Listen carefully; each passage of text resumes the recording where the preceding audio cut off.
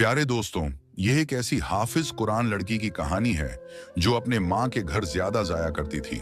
वह अपने माँ के घर जाकर ऐसा क्या किया करती थी जो अल्लाह का इतना खौफनाक अजाब आया, और उसकी भाभी ने उसके साथ क्या कर दी कि उस भाभी पर अल्लाह का ऐसा दर्दनाक अजाब आया कि वह इबरत का निशान बन गई। मेरी तमाम माँ बहनें से गुजारिश है कि इस वीडियो को आखिर तक जरूर देखें, क्योंकि यह बड़ी ही सबक अमोज वाकया है। मेरा नाम खुशबू है। मैं अपने माँ बाप की बहुत लाडली बेटी थी। खासकर मेरे वालिद मुझसे बेइंतहा मोहब्बत करते थे। मेरी शादी मेरे वालिद की मर्जी से सलीम से हुई थी।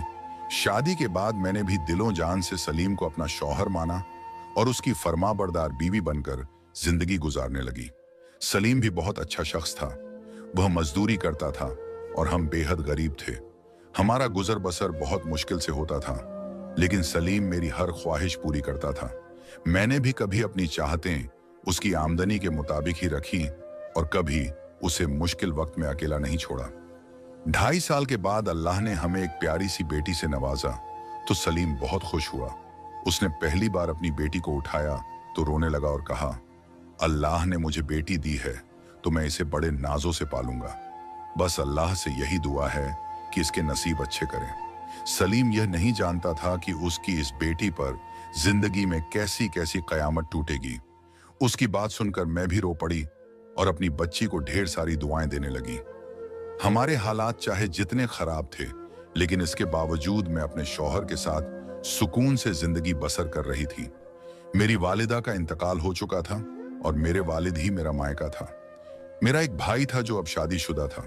जब तक मेरी अम्मी जिंदा थी, मैं हफ्ते 2 हफ्ते में मायके का चक्कर जरूर लगाती थी, लेकिन माँ के इंतकाल के बाद अब्बू अकेले रह गए थे तो मैं हफ्ते में 1-2 बार जरूर जाती और अब्बू के साथ वक्त बिताती, उनके कपड़े धोती और घर के कामों में मदद करती।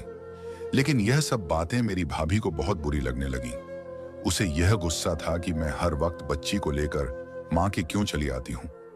अब्बू मुझे देखकर खुश हो जाते थे, लेकिन मेरी भाभी ने धीरे धीरे मेरे भाई को हमारे खिलाफ कर दिया। अब भाई मुझे अपने घर में देखकर मोह बनाने लगा और मुझसे मिलने के बजाय जल्दी से चला जाता। एक दिन मैं भाई के घर पहुंची तो अब वह मेरी राह देख रहे थे। मेरी भाभी घर में ही थी। मुझे देखते ही उसने मुंह फेर लिया और कमरे में चली गई। फिर किचन में जाते हुए उसने बड़बड़ा हुए कहा, लोगों को अपने घरों में सुकून क्यों नहीं मिलता, जब देखो मुंह उठाकर चले आते हैं। उसकी यह बात मुझे बहुत बुरी लगी। कुछ देर बाद भाई घर आया तो मेरी आंखों में आंसू आ गए। मैं भाई की लाडली बहन थी और हमारा बचपन एक साथ गुजरा था। मैं उससे छोटी थी, लेकिन बचपन में जो भी चीज स्कूल से खरीदती तो भाई को दे देती थी। भाई ने मुझे रोते देखा तो पूछा, क्या हुआ, क्यों रो रही हो? क्या सलीम ने कुछ कहा या कोई परेशानी है? मैंने जल्दी से आंसू पोंछे और कहा, नहीं भाई, बस तुम्हारी बीवी ने मुझे देखकर मुंह फेर लिया और मुझसे एक लफ्ज भी नहीं बोला और फिर तरह तरह की बातें करती रही। मैंने आगे कहा, मैं यहाँ अब्बू के लिए आती हूँ। अगर तुम्हारी बीवी को पसंद नहीं तो मैं अब नहीं आऊंगी। भाई ने यह सुना और खामोशी से कमरे में चला गया। उसने जब अपनी बीवी से यह बात कही तो भाभी ने शोर मचा दिया। वह लड़ने लगी और बात यहाँ तक पहुंची कि उसने कहा, इस घर में या तो तुम्हारी बहन रहेगी या फिर मैं जब भी आती है घर का सुकून बर्बाद करके चली जाती है। शादीशुदा है तो अपने घर क्यों नहीं रहती, रोज अपनी बेटी को लेकर यहाँ चली आती है। मुफ्त की रोटियां जो मिल जाती हैं भाभी की। ये बात सुनकर मेरा वजूद पत्थर का हो गया। अब्बू ने भाभी को डांटना शुरू कर दिया और भाई भाभी और अब्बू आपस में लड़ने लगे। मेरा दम घुटने लगा और मैं खुद को इस सब का कसूरवार समझने लगी कि मेरी वजह से इनके घर में झगड़ा हुआ। मैंने हाथ जोड़कर सबसे माफी मांगी और कहा, मुझे माफ कर दीजिए, आज के बाद मैं इस घर में कदम नहीं रखूंगी। अब्बू ये सुनकर जारो कतार रोने लगे और कहने लगे, ये तुम्हारे अब्बू का घर है, तुम्हें यहां आने से कोई नहीं रोक सकता। लेकिन मैं खामोश रही और अपनी बच्ची को लेकर वापस घर चली आई। उस दिन के बाद मैंने कभी भाई के घर का रुख नहीं किया। अलबत्ता अब्बू मुझसे मिलने जरूर आ जाया करते थे। मैंने घर आकर सलीम को सब बता दिया तो सलीम मुझे समझाने लगे कि तुम्हारा भाई अब शादीशुदा है, उसकी अपनी जिंदगी है। आज के बाद तुम वहां नहीं जाओगी। बल्कि अगर तुम्हें अब्बू से मिलना होगा तो मैं खुद जाकर तुम्हारे अब्बू को यहाँ ले आया करूंगा। मैं भी खामोश हो गई, लेकिन अंदर ही अंदर ये बात तकलीफ देने लगी कि शादी के बाद मेरा भाई बदल चुका है। खैर, वक्त के साथ यह बात भी मैंने सह ली और मैं अपनी बेटी के साथ जिंदगी में आगे बढ़ने लगी। बड़ी बेटी जब 10 साल की हुई तो एक रोज सलीम का फोन आया।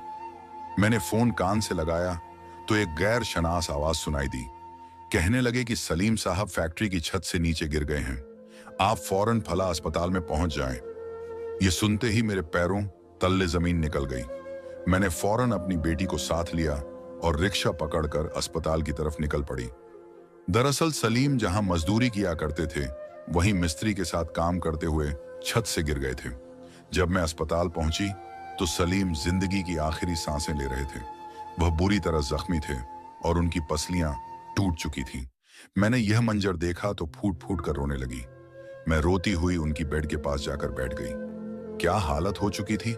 मेरे सलीम की डॉक्टर साफ कह चुके थे कि अब उन्हें बचाना बहुत मुश्किल है। सलीम धीरे धीरे सांस लेते हुए मेरी तरफ देखने लगे और कहने लगे, मैं जानता हूं मैं कुछ लम्हों बाद इस दुनिया में नहीं रहूंगा और बस इतना कहूंगा कि हिम्मत मत हारना। मेरी बेटी का खास ख्याल रखना और मुझसे जो भी गलती हुई हो मुझे माफ कर देना।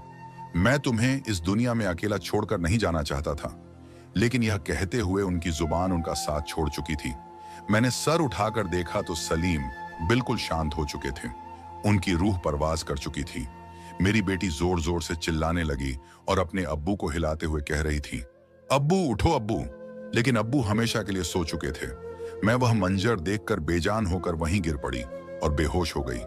जब होश आया तो सलीम की मैयत को एम्बुलेंस में रखा जा चुका था। मेरी बेटी कभी मेरी तरफ दौड़ती और कभी एम्बुलेंस की तरफ भागती, अपने अब्बू को देखती। मेरा शौहर इस दुनिया से जा चुका था और उस वक्त हमारे पास ना कोई अजीज था, ना कोई रिश्तेदार। सिर्फ डॉक्टर और नर्स थी जो मुझे तसल्ली देने की कोशिश कर रही थी। मैंने बड़ी मुश्किल से खुद को संभाला और बेटी के साथ घर पहुंची। मोहल्ले वालों को पहले ही खबर मिल चुकी थी कि इस घर में कोई मौत वाकई हुई है। लेकिन मेरी हिम्मत नहीं हो रही थी कि अब्बू या भाई को कॉल करके बताऊं कि सलीम अब इस दुनिया में नहीं रहे। मेरी मासूम बेटी अब भी अपने अब्बू के पास बैठी रो रही थी और बार बार उन्हें उठा रही थी, मगर वह अब हमेशा के लिए खामोश हो चुके थे। कुछ देर बाद अब्बू पहुंचे। मैंने उन्हें देखा तो और ज्यादा टूट गई और उनके सीने से लगकर फूट फूट कर रोने लगी। भैया और भाभी भी कुछ देर बाद आए। सलीम को आखिरी सफर पर ले जाया गया और मिट्टी तले दफन कर दिया गया। मेरा भाई मेरी तरफ बढ़ा और मुझे सफेद चादर उड़ा दी। यह मेरी बेवा की पहचान थी। एक वक्त था जब मैंने लाल दुपट्टा ओढ़कर सलीम के घर दुल्हन बनकर कदम रखा था और आज उसी घर में सफेद चादर ओढ़कर बेवा बन गई थी। मुझे सब कुछ किसी बुरे ख्वाब जैसा लग रहा था। कभी सोचती कि अभी जाग जाऊंगी और सब ठीक हो जाएगा, लेकिन यह ख्वाब नहीं, हकीकत थी। सलीम अब नहीं रहे। भैया और भाभी थोड़ी देर बाद वापस चले गए, मगर अब्बू मेरे पास ही रहे। उस वक्त मुझे किसी अपने का सहारा चाहिए था। जिस घर में हम रहते थे वह किराए का था।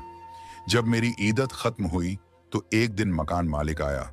उसने पहले सलीम के इंतकाल का दुख जताया और फिर कहने लगा, बहन मुझे मालूम है कि तुम्हारे ऊपर मुश्किल वक्त आ गया है, लेकिन 6 महीने हो चुके हैं और तुमने अब तक किराया नहीं दिया।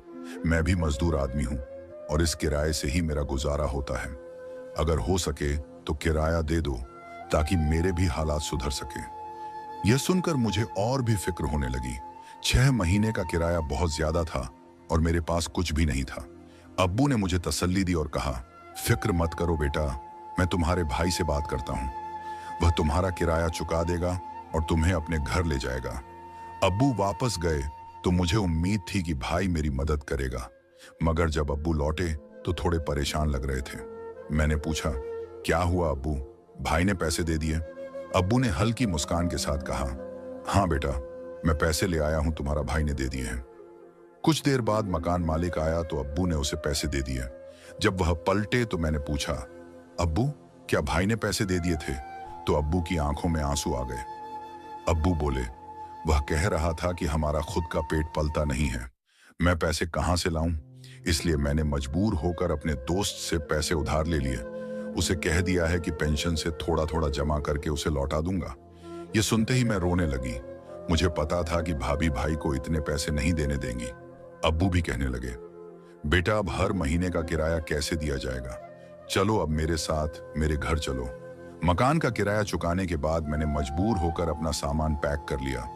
मुझे भी पता था कि अब हर महीने किराया कौन देगा। मैं अपने अब्बू के साथ मायके की दहलीज पर पहुंच गई, जो अब मायका नहीं रहा था बल्कि मेरे भाई का घर हो चुका था। मैंने अपना और अपनी बच्ची का हाथ थामे घर में कदम रखा। मुझे देखकर भाई और भाभी चौंक गए और परेशान हो गए। सामान के साथ मुझे देखकर भाभी फौरन बोल उठी, क्या यह अब यही रहेगी? मेरे अब्बू ने फौरन जवाब दिया, भला हमारे अलावा इसका है ही कौन? आज से यह हमारे ही पास रहेगी।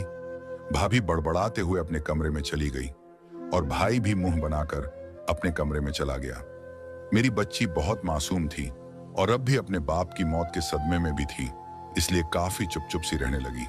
मैंने अपने अब्बू के कमरे में सारा सामान रख दिया और हम वहीं एक कमरे तक सीमित होकर रहने लगे। मैंने अपनी बच्ची को समझा दिया था कि अपनी मामी और मामा को तंग ना करना और अपने कजन्स के साथ कोई शरारत भी नहीं करना। मेरी बेटी समझदार थी और उसने सब कुछ समझ लिया। भाई के 2 बेटे थे। बड़ा बेटा मैट्रिक में और छोटा 5वीं क्लास में पढ़ता था, जबकि मेरी बेटी 4थी क्लास में थी। कुछ रोज यूं ही गुजर गए। मैं भाई और भाभी का दिल जीतने के लिए घर के सारे काम करने लगी। जो काम भाभी करने लगती मैं खुद कर देती, ताकि उन पर कोई एहसान ना लगे। बदले में वह मुझे 3 वक्त का खाना दे देते और यही मेरे लिए बहुत था। एक दिन मैं भाभी के कमरे की सफाई करके बाहर निकली तो कुछ देर बाद भाभी ने शोर मचा दिया। ड्रेसिंग टेबल पर मेरी सोने की अंगूठी रखी थी, वह कहाँ गई? मैंने जब यह सुना तो मेरा चेहरा लाल हो गया। मैं कहने लगी, भाभी मैंने तो आपकी कोई अंगूठी वहां पड़ी नहीं। देखी भाभी मुझे गुस्से से देखने लगी और बोली, मैंने खुद वॉशरूम जाने से पहले उतार कर रखी थी, कहीं तुमने चोरी तो नहीं कर ली? भाभी की यह बात सुनकर मेरा वजूद कांप गया। मैंने अपने कानों को हाथ लगाते हुए कहा, मैं ऐसा भला क्यों करूंगी? आपकी चीज चुराकर मैं क्या करूंगी? तभी भाभी का बड़ा बेटा बाहर निकला और बदतमीजी से कहने लगा, मैंने अपनी आंखों से देखा था कि नरगिस तुम्हारे कमरे से कोई चीज उठाकर छुपाते हुए जा रही थी। तो भाभी आग बगुला होकर मेरी बच्ची के पास आई, जो उस वक्त स्कूल की पढ़ाई कर रही थी। भाभी ने उसका बैग खोला तो उसमें से उनकी सोने की अंगूठी निकल आई। यह देखकर मेरा चेहरा जर्द पड़ गया। मेरी बच्ची हैरत में गूंगी बनी बैठी रही। उसी वक्त भाई भी घर आ गया। भाभी ने अंगूठी दिखाकर कहा, देख लो साहिद, तुम्हारी बहन और भांजी के कारनामे मेरी बच्ची सहम कर जा रो। तार रोते हुए कहने लगी, मैंने कोई चोरी नहीं की। थोड़ी देर पहले आसिफ मेरे पास आया था। उसने किताब लेने के बहाने मेरा बैग चेक किया था और वहीं यह अंगूठी रखकर गया है। आसिफ यह सुनते ही बखूल आने लगा। मैं हैरान परेशान थी कि भाई का बेटा इतनी बड़ी साजिश कैसे कर सकता है। मुझे अपनी बच्ची की आदतों का अच्छी तरह पता था। वह कभी भी ऐसी हरकत नहीं कर सकती थी, लेकिन मेरी मजबूरी थी, मैं कुछ भी नहीं बोली। अब वह मेरी बच्ची को कमरे में ले गए और पूछने लगे, क्या तुमने चोरी की है? मेरी बच्ची फौरन कहने लगी, मैं भला चोरी करके क्या करूंगी? मैंने ऐसा कुछ भी नहीं किया। मुझे अपनी बच्ची की बात पर पूरा यकीन था, लेकिन मैंने यह बात नजरअंदाज कर दी और उसे सिर्फ अपने कमरे तक महदूद कर दिया। वह अब कमरे से बाहर भी नहीं निकला करती थी। कुछ दिन ही गुजरे थे कि एक दिन भाभी ने फिर शोर मचा दिया।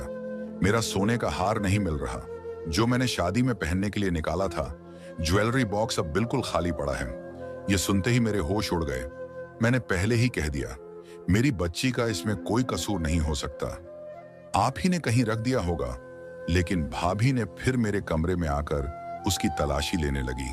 आज आसिफ ने फिर कहा, मैंने नरगिस को आपके कमरे के बाहर देखा था।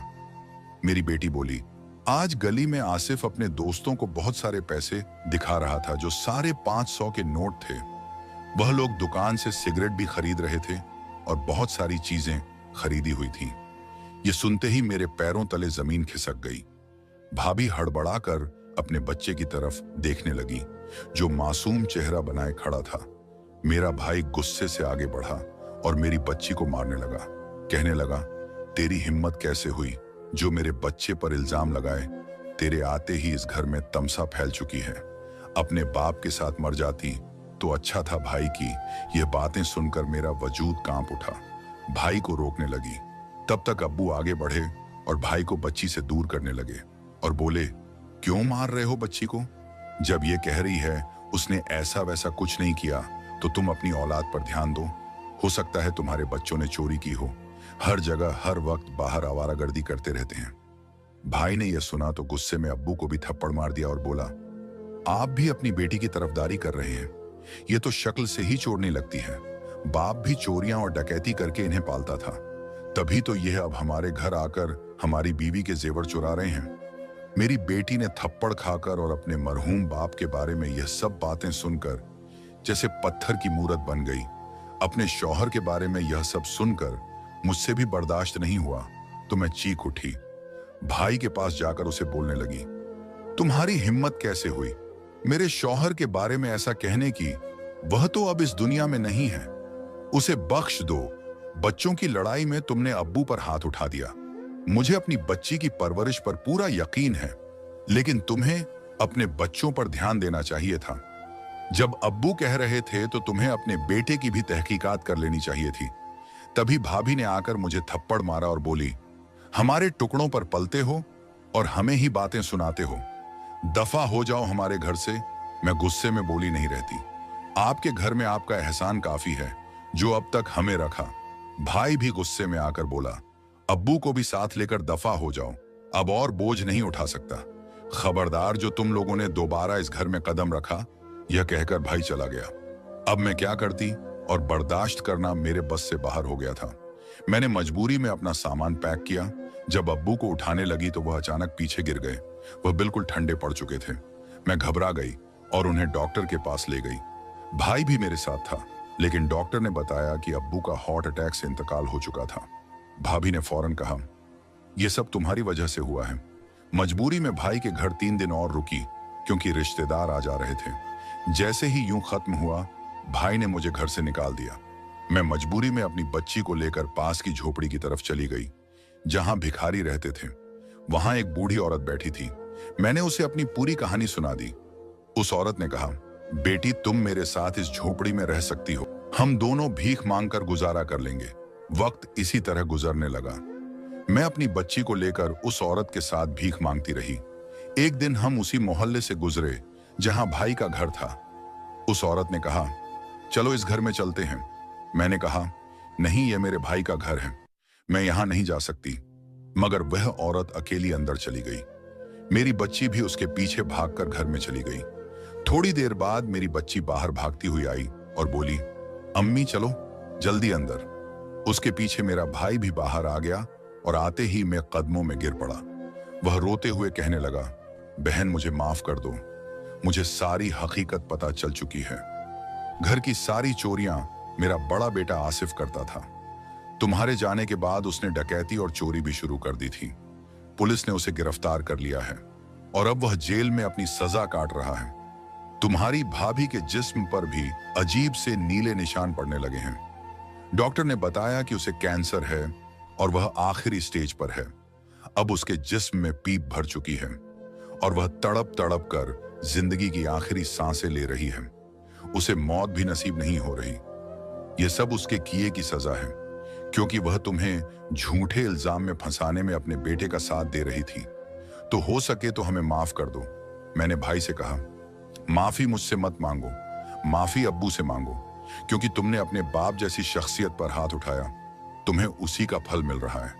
तुम्हारा बेटा जेल में है और बीवी तड़प तड़प कर मर रही है। भाई मुझे भाभी के पास ले गया, जो चीख चीख कर रो रही थी। वह कहने लगी, मुझे माफ कर दो ताकि मुझे मौत नसीब हो सके।